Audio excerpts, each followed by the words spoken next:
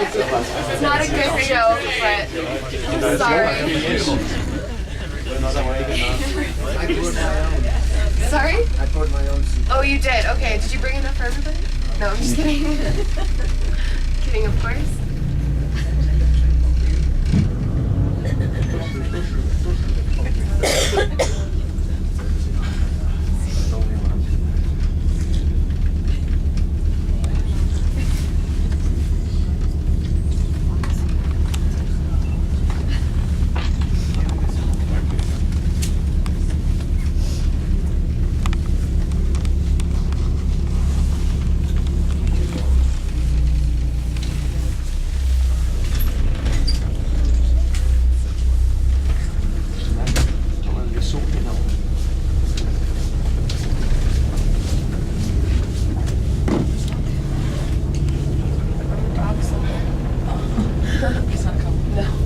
You wouldn't let him. Really? Yeah. Oh, she made him do one. Yeah.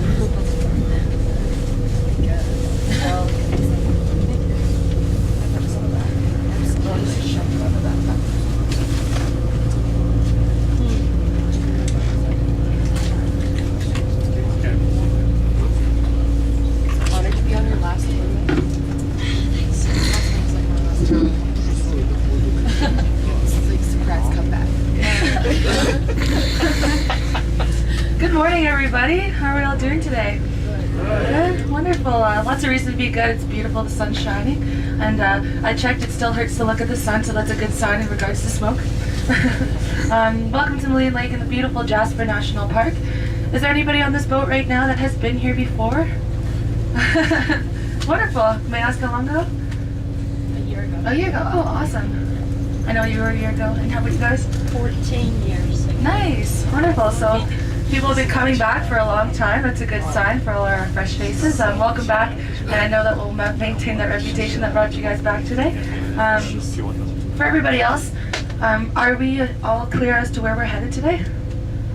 Yeah, Spirit Island. Okay, pretty informed boat. That's good. Good to hear. A lot of the time we get a whole boatload of people that have no idea. They're very trusting. They get a boat with a couple of strangers and hope for the best, just head out that way. But we like those free-spirited types as well. But you guys know we're headed to Spirit Island, so I'll give you a bit of an overview of what goes down in our trip here. We're going to spend the next hour and a half together. During that time, we tour you guys through some of Alberta's most beautiful backcountry wilderness. We'll take a 35-minute cruise down to Spirit Island. Along the way, I give some commentary. I know loads of information about the cultural and natural history of the area.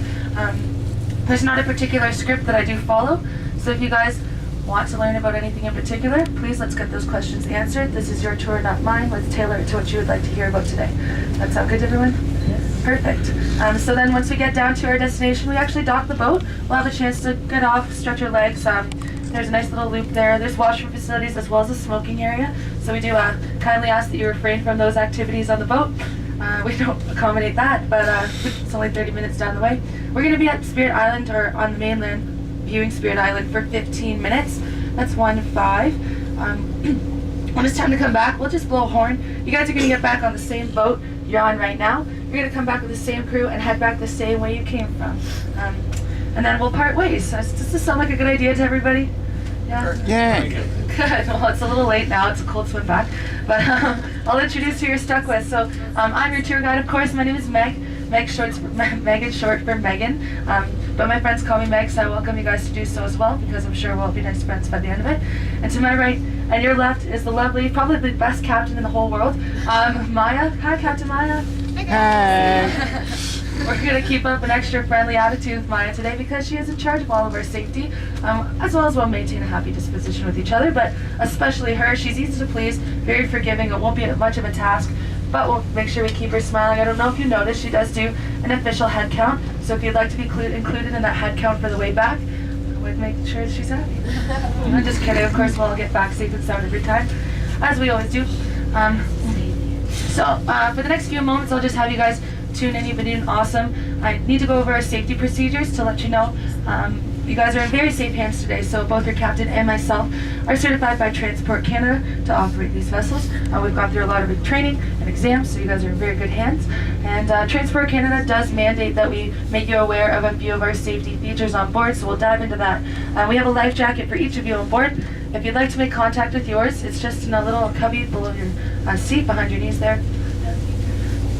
Yeah, you guys are very trusting. For anyone under 90 pounds or 40 kilograms, we have life jackets in the back compartment, as well as mine, and our captains are stowed in there as well. So pretty straightforward to put them on. I'm sure you guys can figure it out, but I gotta tell you, it just pops over your head. There's a tie around the waist and a tie again at the collar. And if my instructions did fail to be clear enough, we have a lovely diagram illustration. We like to call that guy Don. He shows you how to don or put on that life jacket. Yeah. So as you guys are waiting nice and patiently down at our docks and getting on our boat, the Talana today, did you notice that we had a large white barrel on the roof? Well, there's a couple boats sitting down there. Some observant people. It's a little early to notice things like this one. What would be in a barrel up there? Water's a good guess. We're surrounded by it, however. But life raft is the right answer there. I do ask that question for my own amusement. Number one guess definitely being a keg of beer. There's a lot of people that come on here and think that in case of an emergency our hoses would drop down. That's not the case. We just have a boring old life raft up there. So we do legally need to be able to provide you with that dry evacuation. It kind of seems like overkill because you can see shore the whole way down, and you might think we're all good swimmers, or at least if we're not, you can put on that life jacket, bob your way over to shore. But what would be the main reason as to why we can't have you go in the water? There's many, many sharks. No, it's freezing cold water. Our lake is in fact glacially fed. The surface temperature is 14.3 degrees Celsius right now. That is the warmest part of our lake. So it only gets deeper in depth, or it only gets colder in depth. And the base temperature is about 4 degrees Celsius. So you can get hypothermia anywhere from 5 to 20 minutes in this lake. So if something was to go wrong in the unlikely event, our very brave Captain Maya would just climb to the roof of the boat. She'd boot off the barrel. We'd go from the boat. She'd blow up that life raft for about 45 minutes. If you guys help, it takes less time. I'm just kidding, they're self-employed. But we'll go from the boat to the life raft and then to shore. We'd build you guys a campfire to stay warm, of course. Maya will sing Kumbaya and we'll still have a wonderful morning. All lighthearted jokes aside, we have been running these operations for 90 years, and we've never needed to use any of our life-saving equipment for anything other than training purposes, of course, so we know how to use them very well, but odds are we won't. And yeah, so for the same reason that we can't have you guys go to the lake, we're going to be very courteous to the smaller vessels. You might have noticed that we were going pretty slow back in Home Bay there, or it's also known as Beginner's Bay. That's because we have a speed restriction there. We tend to have a high capacity of smaller vessels. So here we are slowing down for some of the smaller vessels that we share this body of water with. This is canoeists, kayakers, rowboats. When we're at a pretty high speed, or when we're at full cruising speed, we leave a pretty high wake, which is the trail wave that we leave behind this boat. We get to about 1 meter or 3 feet high. And I'm sure you can imagine a little boat like that, a big wall of glacial water coming towards you would be pretty intimidating, if not dangerous. So we'll make sure we do not give anybody hypothermia today. Maya's very considerate. But we do not show that same courtesy, however, to our sister vessels. So these are boats that look just like ours. We have a very safe procedure. We call it a game of chicken. We're going to go head on at full speed, and then at last second, Maya's going to turn ruthlessly sharp to the right, and then we're going to go around them and catch their wake. So we're going to show them the port side of our boat. We'll go around them. It's a bump and a splash. It is quite fun. You guys can put your arms up, do whatever you have to do to stay awake. Thanks. Yeah, so we'll just give you guys a verbal warning when those come up. I stand the whole time, and it's nothing to be worried about. But if you guys are standing or on the back deck, make sure maybe you're just holding on to something. We're going to be passing them on port side, the left side, and just keep your eyes peeled for them. So yeah, lastly, I have mentioned the back deck now. You guys are welcome to check it out. I'm just going to mention a few limitations to that. So we do please ask that there is a maximum of 8 people out there at a time. This is for safety reasons. We are a boat, and Maya's not a good spaceship driver. She's just a boat captain. The boat goes like that. She can't see. And as well as please shut that back door as you head out. The back deck's not a bad place to escape the tour. I'm not offended by that at all. But there's no speakers, so you're not going to hear my verbal warning for the way crossings. Maybe use your wrist straps for your electronics. The lake has claimed quite a few. We've never lost any people off the back deck, but a lot of electronics, so we're unable to retrieve those. Make sure you take good care of them. The fish don't know what to do with Apple phones, so I think that's all I have to say about that. Is there any questions? Yes.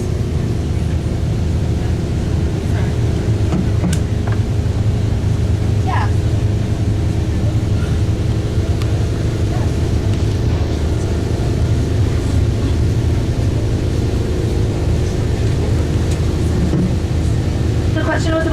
range that we have to the left, and we're asking about the peaks. So I'll actually get into how this lake was formed. If you look next to our boat, it's really nice that we can see it. It hasn't been this great of visibility for a lot of the time for the last week or so, but you can see two parallel slabs of rock that sit kind of slanting into the mountainside there. In front of that, there's a big grassy boulder. That's our Maligne Lake Golf Course. No, I'm just kidding, it's not. It's a par 50. But yeah, so that's actually called Sinking Ship Ridge. So if you use your imagination, you can see that it kind of looks like a sinking ship. Looks like it actually was named that in 1911, and what happened in 1912? Titanic. So this area is actually what we have to thank for this lake to have been naturally dammed. At one point, it was not a lake. There's that big boulder actually once sat on top of that ridge, and it came crashing down about 10 to 12,000 years ago. So this was a massive rock slide. It was the second largest to happen in the Canadian Rockies, the first one being Mount Assiniboine in British Columbia. But about 500 million cubic meters of fallen rock came down and created a natural dam and allowed for this glacial melt to cool up. And it's created what's called the largest naturally formed glacially fed lake in the Canadian Rockies. I will not make you say that 5 times fast. It took me a while not to stutter over it. But it's a very lengthy title that we're quite proud of here. Some of you may have had a chance to visit Banff already on your travels. There's a lake in Banff called Lake Minnewanka.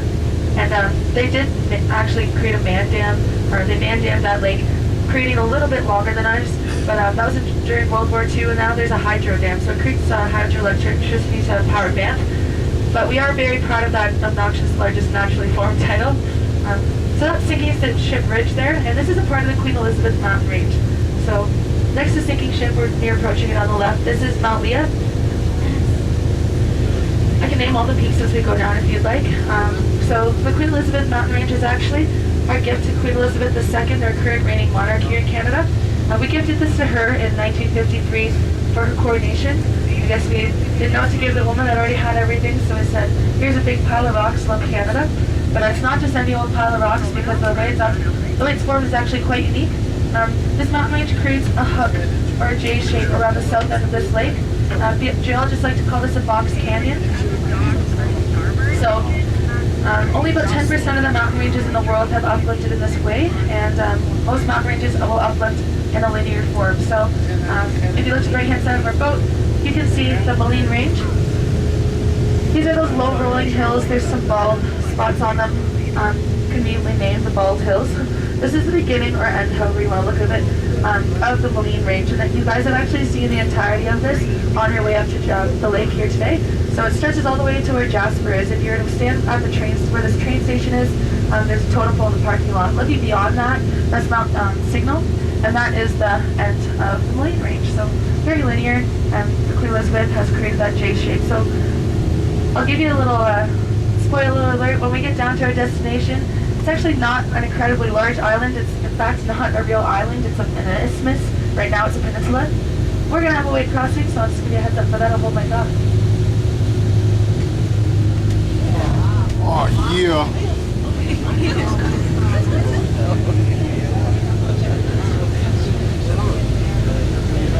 Yeah, so the reason we actually take you down that way, 14 kilometers or 9 miles down, is not because of the patch of land that it was. If it was located anywhere else in the lake, it might not even hold as much significance as we put on it, but it's because of the surrounding area. We're going to be totally surrounded by a beautiful 360 of statuesque peaks from the Queen Elizabeth Mountain Range.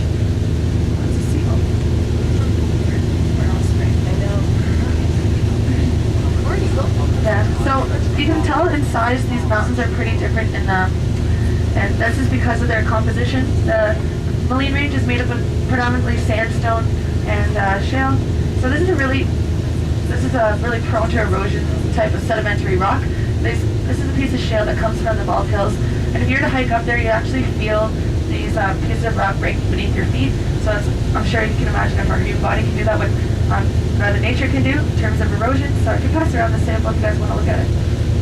And then the Queen Elizabeth Range is mainly made up of limestone and dolomitic limestone, which is still prone to erosion. Limestone is subjected to chemical weathering, but it's lasted a little bit longer. It's a little bit younger than our Maligne Range.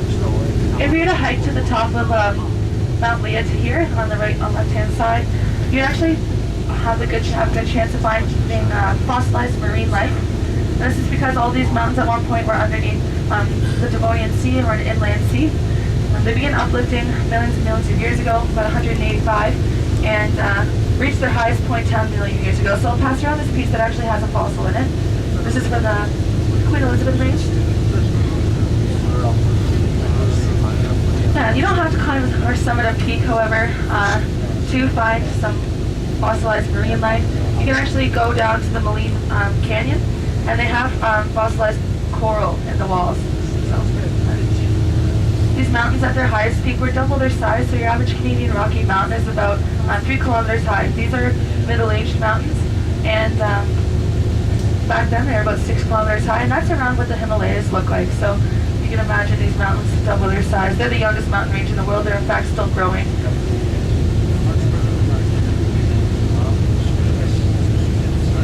The Queen Elizabeth hooks around all the way down 22 kilometers down the lake, or 14 miles. That is our length, in fact, so I'll pass out a map for everybody, for our visual learners.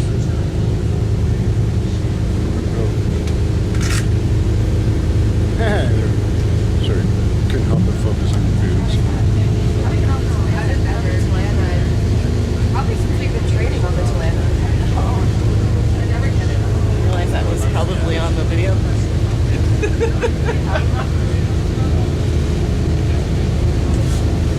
a boat that has 2 paths. I don't know what it is. I know the Mary Schaefer doesn't have one either. Oh, it's right there. Thank you. So I have an infograph map here of the lake. We're 22 kilometers in length, as I said. We're also very narrow, so we just passed through our widest point in the lake, and it's only about 1.5 kilometers or a mile. And this means we're always in sheltered waters. We're never farther than 1 kilometer away from shore. Our destination is not to the full extent. We go down 2/3 of the way, 14 kilometers or 9 miles. And this is because we're actually legally not able to go the rest of the way. The last third of the lake is what's known as a pristine wilderness preserve. So our combusting engines are no longer welcome past that point. You might have wondered to yourself how we have engines like this on a lake in a national park, and that is because we've technically been grandfathered into this park. So this operation has been running 2 years longer than the lake was adopted into the park. Just missed the margin there, and we do have a list of rules and compliance or agreements that we have with Parks Canada. One being that we don't occupy the full extent. Thank you. And another being that we only run these tours from 8 a.m. to 8 p.m. So anybody that's gotten to that end of the lake certainly deserves to enjoy that undertaking of scenery that is to be had. That the nature is so serene down there, and people have to paddle anywhere from 5 to 7 hours to get down there. So it's pretty based on your experience and what the wind's doing for you, but it takes a lot of work. You sure would want to not have these big obnoxious boats cruising past you. Are there any questions? I've been rambling on for a bit. Fish? Great. Is everybody here interested in fishing, or we like to eat fish? Yeah.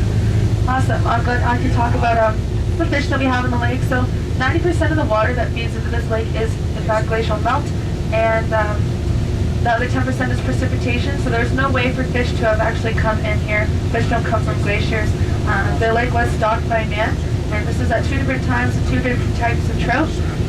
The first type being the eastern brook trout. It was introduced by a man named Donald Phillips, locally known as Curly. I believe he had beautiful, luscious curls.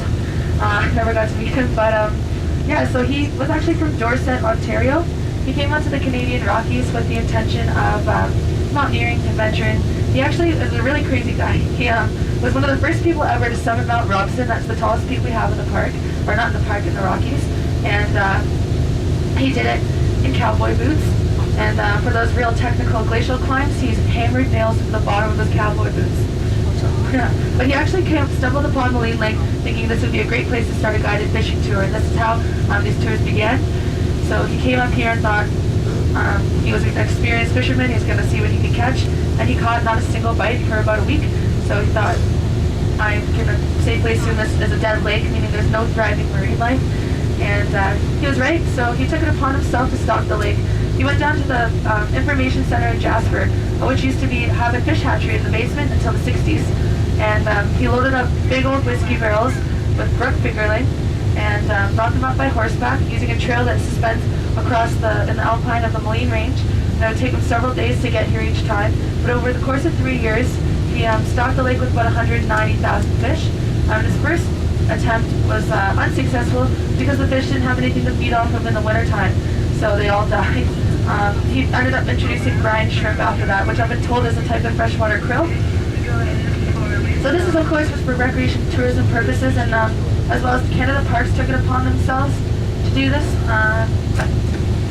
Just after the road was built, Maligne Lake Road in the 70s, they brought up truckloads of fish, not as interesting, but they introduced rainbow trout to the lake. Yeah, so we have those two species, and what I've been told, the eastern brook trout is a lazy fish, so they accept their fate and they kind of just hook themselves on. So I guess that's why Parks Canada saw fit to bring rainbow trout to the lake.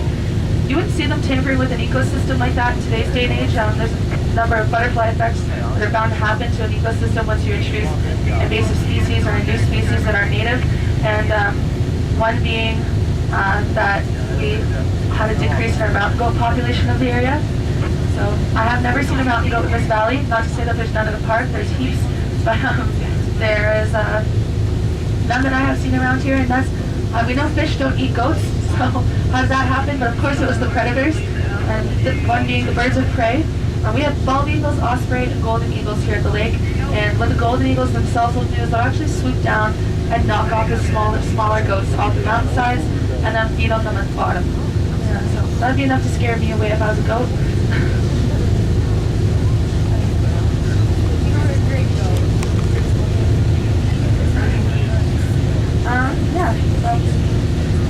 In today's day and age, you wouldn't see Parks Canada doing anything like that. They're certainly more focused on conservation and preservation. They've been doing a lot to try and bring balance back to the ecosystems that they once disturbed. You can fish on this lake, so some of the best fishing in Jasper is said to be done here, and you can buy our fishing licenses in our Red Roof Boathouse back in Home Bay. They're $10 a day or $30 a season. You're only allowed to catch 2 fish per day per license on this lake. So a lot of the fishermen have figured out they can only count what's in your cooler and not what's in your stomach. We have a couple of picnic sites out on the lake that they'll go and fry up some fresh trout, but I don't blame them. There is actually some lakes in the park though that it's a free for all. So rainbow trout themselves are an invasive species, and they have really taken over certain lakes. So to bring back balance, they let people just take however much they want. Yes.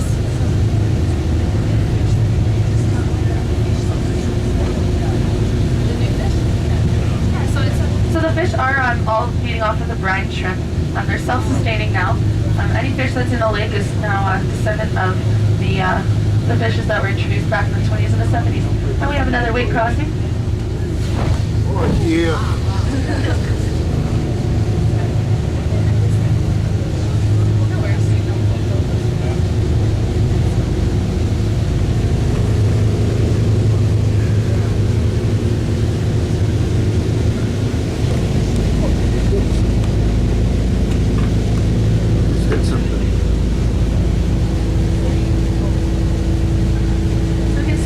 I'll talk about the clearings that we have in the trees on the mountainsides here. A lot of people would wonder if this is a skiing area in the wintertime. However, that would be incredibly dangerous. There's avalanche chutes. So I'll give you guys a fact about the lake. The coldest temperature ever recorded here in the wintertime in the last 25 years was negative 53.2 degrees Celsius. By show of hands, who would guess that the lake freezes over? It's not a trick question, it certainly does. It actually freezes over a meter thick or 3 feet, and that's tip to tip, shore to shore. So you only need about 5 centimeters of ice to play a good game of hockey, and you can actually drive like a fleet of transport trucks over this lake in the wintertime. But some of these avalanches come down, or are rumored to come down. Haven't seen it myself, but it's such a force that they actually break that meter thick layer of ice. So I've heard the numbers thrown around that they come down around 300 kilometers an hour. Quite forceful. Not a lot of action goes on up here in the winter. you might wonder if people skate, but you'd have to thoroughly enjoy shoveling as well as skating because there's several meters of snow on top of that, or about 10 to 15 feet. Pretty good snow coverage on that one. Yeah, I've been told that only about a handful of people make their way up here in the wintertime, and those people are usually avalanche technicians, mountaineers, backcountry skiers, very well educated on the inherent risks of the area. If you come up here and choose to do a day trip, you have to be prepared to stay a week because if a snowstorm rolls in, you could be stuck up here for that long. Maligne Lake Road is by no means of high priority for the plows, so you could be stuck up here. Absolutely, you would want to let somebody know from Parks Canada or anybody of that sort to where you're going and how long you're expecting to be there, because it'd be good to have somebody notice when you didn't come back.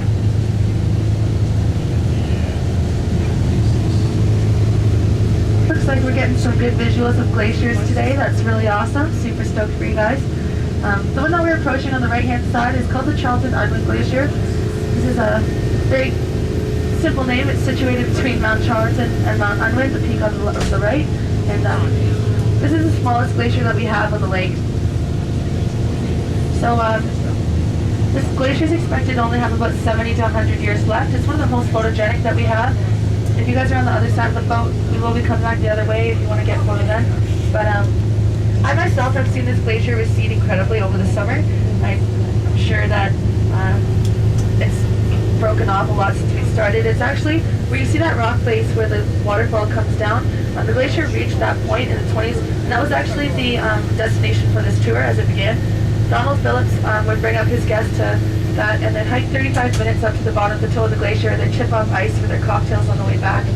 But like I said, this glacier is not going to be around for much longer, and that's the same way as a lot of glaciers in the park. They're receding at an alarming rate. We are leaving a glaciation period that ended about 15,000 years ago, the Wisconsinian. So we're expecting to be losing ice. What's alarming is the rate at which we're losing them at. We don't have glaciologists that particularly study our glaciers here, and that's because we're in the backcountry. They're difficult to get to, as well as we can go off of what is to be learned from the Athabasca Glacier. So we are at a similar altitude, and we also endure similar climate. So they're receding at 10 to 15 meters a year. That's incredibly fast. If you we're wondering, in the wintertime, it's kind of, we always had the reassurance of that they accumulate some ice. Unfortunately, this is the first year in recorded history that the glaciers did not accumulate any ice. So it usually is taking one step forward, 2 steps back. But this year, they just took the 2 steps back.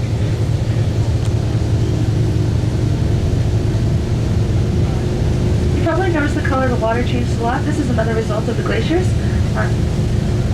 A lot of people wonder why we have beautiful blue colors out here. Many people already know, but I will briefly explain. So this is caused by rock flowers. This is the biggest habitat. Oh, okay. Weight crossing. Oh, yeah. Yeah, so rock flowers is sediment that's ground down by the glacier. The glaciers are very heavy pieces of ice, of course. They put a lot of pressure on the mountainside and they grind down a microscopic particle known as rock flour, glacial silt, alluvial silt, whatever you'd like to call it. But that then comes in with the glacial melt and it suspends to the lake. We actually have a gradient effect of blue in this lake, and that's because our glaciers are situated at this end. We just went through the narrowest part. This acts as a bottleneck for the glacial silt to kind of have a higher concentration over here. So what actually is happening there is as the light hits that microscopic particle, it has somewhat of a prism effect. The water soaks up the longest wavelengths of color that we see at the greens, the oranges, the reds, and the yellows. And what's reflected back to us is the shortest wavelength. That's greens and blues. So it's somewhat of an optical illusion. Fun fact, totally useless fact, but there are certain species of birds, I know hummingbirds, bees, and butterflies will actually pick up ultraviolet wavelengths. So when they see the lake, they actually see it in a very purple or violet color.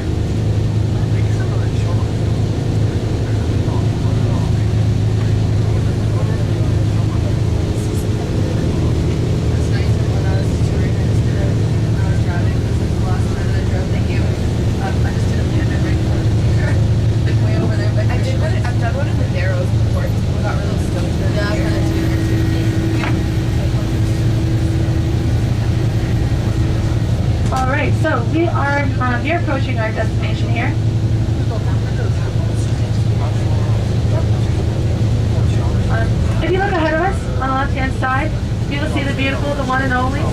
island. Like I said, it's not technically an island at the moment. There's a time in the spring where it is. This is for about 3 weeks after all the snow melts off the mountain. The water fluctuates to about 1 meter higher.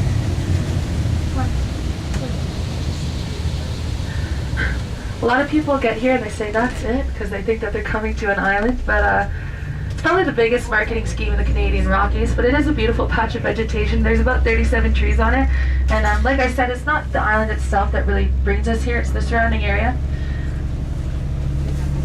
So we are totally encompassed now by the Queen Elizabeth Range.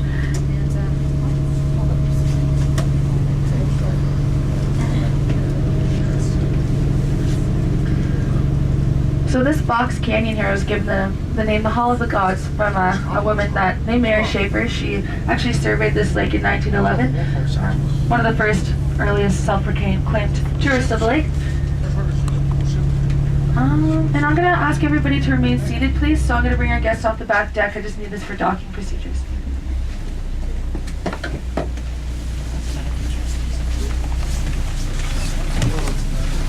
Pictures of them was like really dark. That's quite a picture. What's that? So all my pictures of them is really dark because of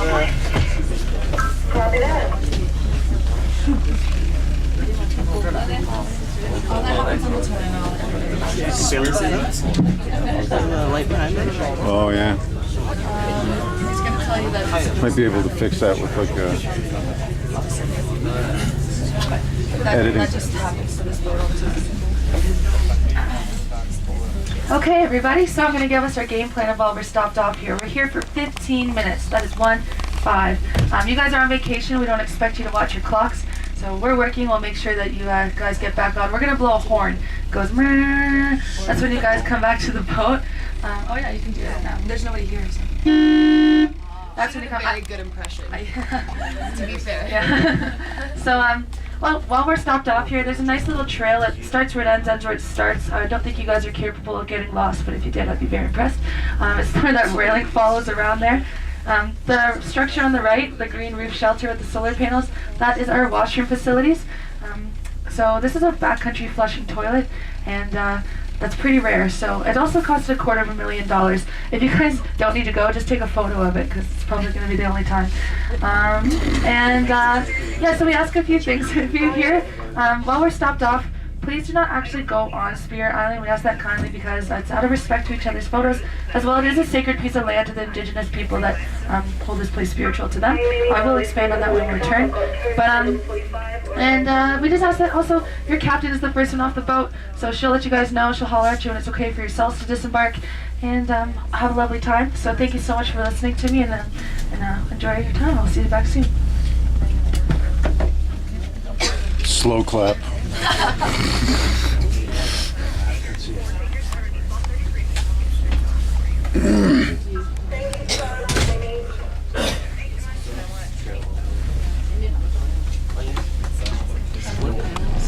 Sorry? $250,000. There's $250,000 of Canadian taxpayers. Could you imagine what they spent on the gondola boardwalk?